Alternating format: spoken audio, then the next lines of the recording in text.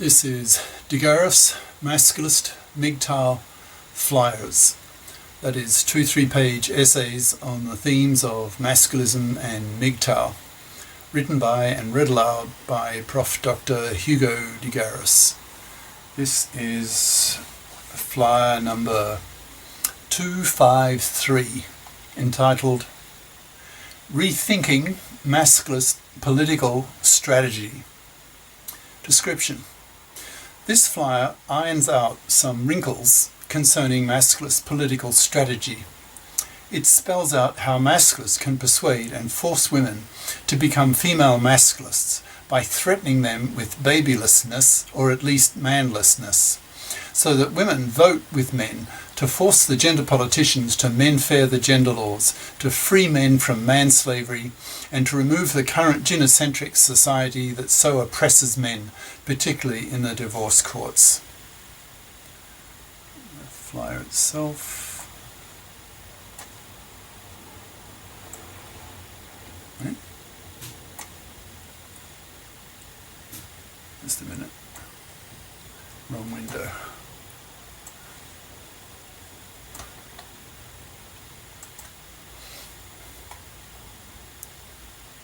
Rethinking Masculist Political Strategy by Prof. Dr. Hugo de Garis. Email profhugodegaris@yahoo.com. Website profhugodegaris.wordpress.com. This flyer irons out some wrinkles in the masculist political strategy to free men from manslavery and to have the gender laws menfaired. One of the core ideas in the masculist political strategy is to persuade women to become female masculists, so as to allow the combined vote of men plus female masculists to reach about 60% of the total vote, thus forcing the gender politicians to menfair the gender laws. If this strategy is not pursued, then the female bloc vote will remain the majority vote, so that the gender politicians will not change their position, and thus keep the gender laws as they are, that is, highly biased in women's favour at great cost to men. So how to persuade women to become female masculists? There are two broad categories of ways. One uses the carrot, that is, it tries to persuade women to be sympathetic to men's gender plight, particularly in the divorce courts, that are so screamingly unjust to men. Many women who are FIPs, who do not feel threatened by the masculist push for the fipping of women, will be sympathetic to men's issues for the same kind of reason that some men are, I think I left out, sympathetic to feminism, second wave feminism. These women will agree with the arguments of the masculists for the same kind of reasons as many liberal-minded men agreed with second wave feminism in pushing for equal pay for equal work, for female access to the professions, for an abortion right, etc. There are millions of such reasonable women from a masculist perspective, so all we masculists really need to do is to reach out to such women and teach them masculist ideas. These women will then work on themselves to become female masculists. Of course, they will need to be FIP women, because if they're fluffies, they will feel deeply threatened by the masculist message that puts enormous moral pressure on women to FIP up, and hence will be opposed to masculism, wanting it to be wiped out, because to a fluffy, her very survival is at stake if she loses her manslave to masculist/MGTOW ideas. But to reach FIP women, that is FIP liberal women, we masculists need to get the masculist/MGTOW message out to the masses, so that these FIP liberal women can be influenced by masculist/MGTOW ideas. Not all women will feel threatened by the masculist/MGTOW strategies to free men from manslavery and to menfair the gender laws. However, probably far more women will be persuaded to become female masculists by using a stick approach, that is, by using women's fear of being babyless and manless. The masculist reasoning here is that if women don't become female masculists and vote with the men to force the gender politicians to menfair the gender laws, then the gender status quo will not change. Men will continue to be financially massacred and have their lives destroyed in the fluffy feminist hypocrite-dominated divorce courts, and hence young men will continue to refuse to marry, refuse to have kids, and spend their money on themselves. That is, they'll continue to adopt the MGTOW lifestyle. Thus, hundreds of millions of women will become manless and babyless, given that in a string of major countries now, 2/3 of young men under 35 refuse to marry, refuse to have kids, and live the MGTOW lifestyle. They may pump and dump women, but do not give them children. Women's top priority in most cases is to reproduce, to have babies. So when the masculists and MGTOWs get on the broadcast media and teach women that they have to both fip up and become female masculists, otherwise they will remain babyless and manless. This fear of not having a baby will be stronger than their reluctance to give up their female privileges in the fluffy feminist-dominated divorce courts. In Western countries, women have huge privileges in the divorce courts. They get custody of the kids with 90% probability, her husband's house to raise her kids in, half his stuff, child payments, and often alimony, even for life if she's a real fluffy. Of course, most women will not want to give up such massive privileges that the fluffy feminists have given women.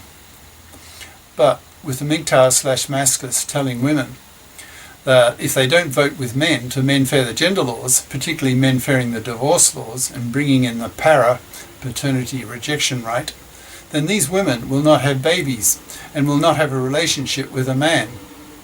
But you may object that any woman who really wants a baby can always manage to find some man who is more than willing to give her his sperm. ? Well, yes and no. Yes, any woman can go to some local pub, have a one-night stand, and get pregnant with some trash male she picks up at the pub. But women are hypergamous, so an upper-middle-class woman will not want to do this, because she knows that a trash male will result in a trash kid, which goes against her evolved hypergamous instinct. She will want to get pregnant by a quality male whose DNA will produce a quality kid. So just picking up a trash male at the pub is not an option for most women, particularly for the upper middle class woman, whom the masculists/MGTOWs are first trying to reach out to. The rationale being that if the upper middle class females can be persuaded to become female masculists, then the middle class females will follow in their footsteps, as they always have. The middle class females don't have the brains to be persuaded readily by intellectual arguments, so merely follow the herd. If the herd is led by upper middle class females, then the masculists/MGTOWs ought to concentrate first on persuading the upper middle class females. So what can upper middle class women who really want a quality kid do in face of the paternity boycott of the MGTOWs and masculists? She could try to get a sperm donor from some quality male. There are probably lots of quality males who would be prepared to donate their sperm to spread their seed to many women. Men evolved to do such a thing. There's a problem for such sperm donors, however, and that is in many Western countries, the fluffy feminist hypocrites have made the divorce laws so toxic, have made the gender laws so toxic for men that a sperm donor may find that some donee slams a paternity suit on him, since he is the father. In those countries where such a risk exists, that is, where there's no legislation that protects him from being the victim of a fluffy feminist paternity suit, then almost no men will be willing to be sperm donors. So that option is also excluded for most upper middle class females in many countries. But what about in those countries where sperm donors are legally protected from being slammed with a paternity suit? In that case, a woman can get sperm from a quality man and impregnate herself and have a quality kid that she wants. But she will have to support it financially on her own. One of the masculinist slogans in this regard is, "Hey, femalian, if you want to have a kid, you'll have to pay for it yourself." Experience has shown over the past half century, since the discovery of the contraceptive pill, that being a careerist woman and raising small children is extremely tiring. Such a woman needs to be a super mom. That is, she needs to be a real FIP to be able to earn a good salary so that she can afford to pay for a nanny to look after her kids when she is at her well-paying career. She will also have to juggle 2 balls in the air at the same time, an extremely time and energy demanding task, as any supermom can tell you. Typically, such women often burn out by the time they're in their 40s. Such is the energy and stress demands of the dual role of her lifestyle, that is, of being a well-paid FIP and being a single mother. Many upper middle class women will not want to choose this lifestyle, far preferring to have a man around who can share the burden of earning the living so that she can spare more of her time being with the very small children and rely on her man for a few years until her children are at kindergarten so that she can get back to her career. But as more men go MGTOW and masculist due to the toxicity of the fluffy feminist hypocrite-dominated divorce courts, the supply of such manslavable men will continue to dry up.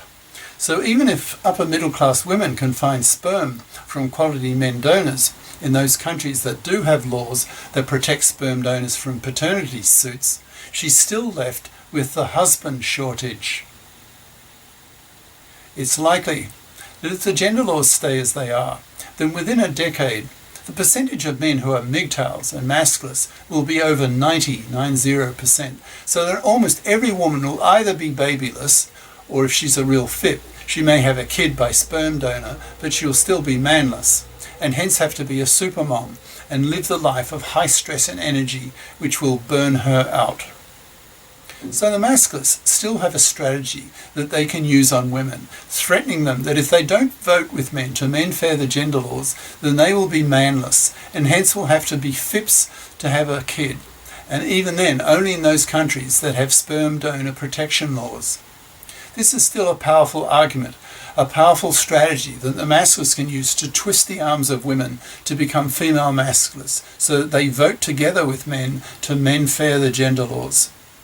The masculists will have other arguments that they can use on women to persuade them to become female masculists. For example, the masculists can teach women that the fluffy feminists are hypocrites, wanting equal rights with men, but rejecting equal obligations with men, to bother to get a career-competent education so that they can be FIPs as adults, and not parasite off the money of some gullible manslave as an adult.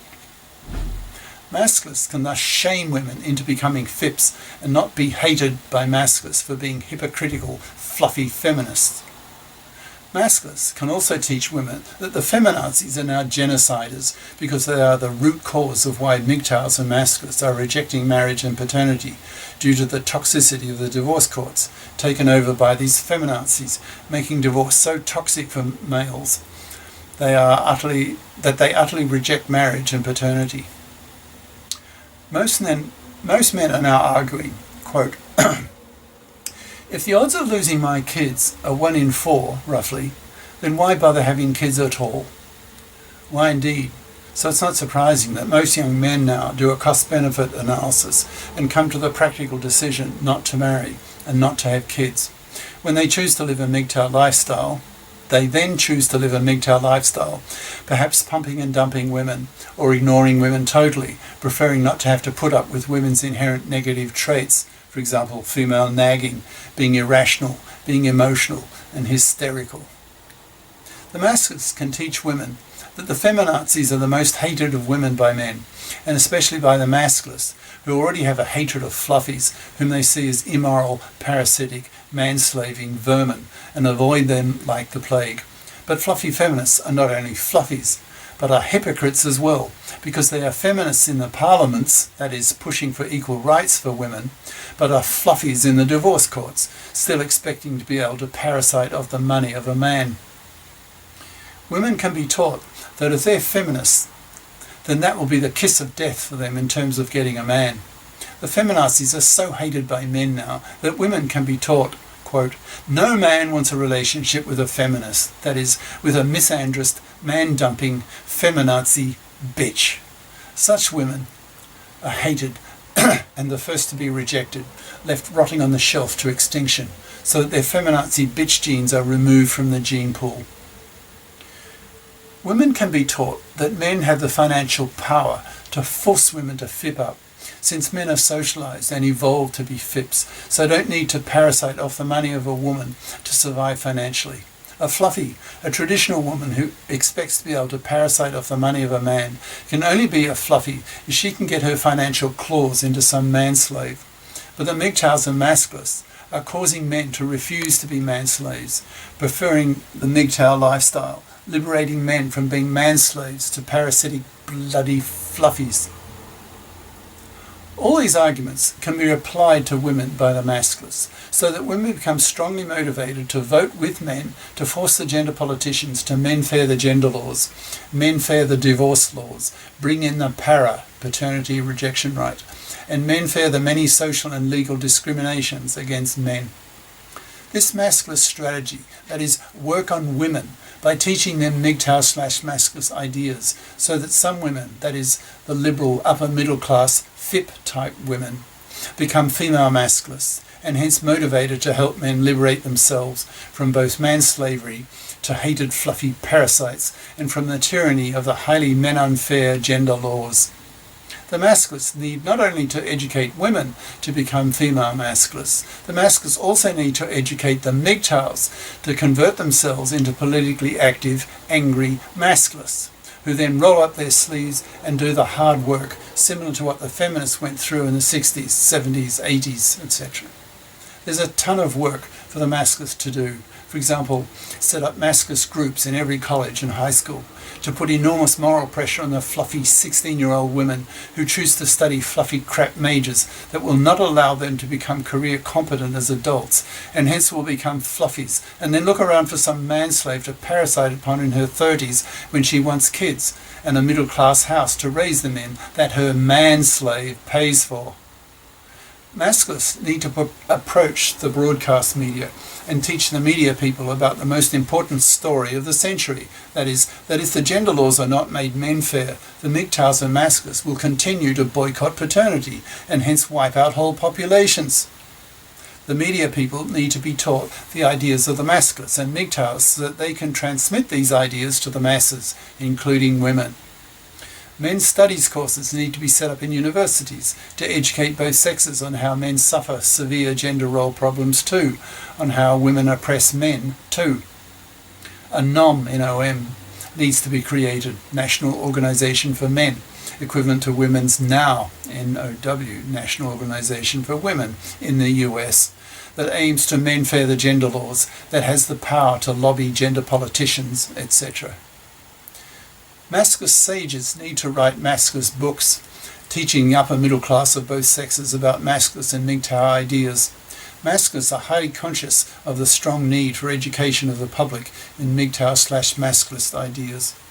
There remains so much to be done, but before beginning to walk down such a path, it's obvious that the path itself needs to exist. To be clear, that is, if millions of masculists are to become politically active, they will need to know what their agenda is, what their goals are, what their targets are, etc. Hopefully, this flyer has clarified things a bit regarding what the masculists need to do in terms of strategy, in terms of masculist agenda.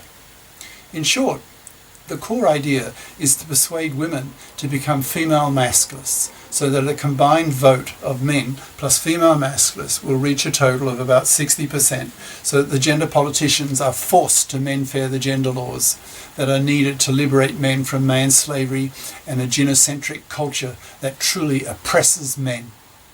Cheers. Prof. Dr. Hugo de Garis. Email profhugodegaris@yahoo.com.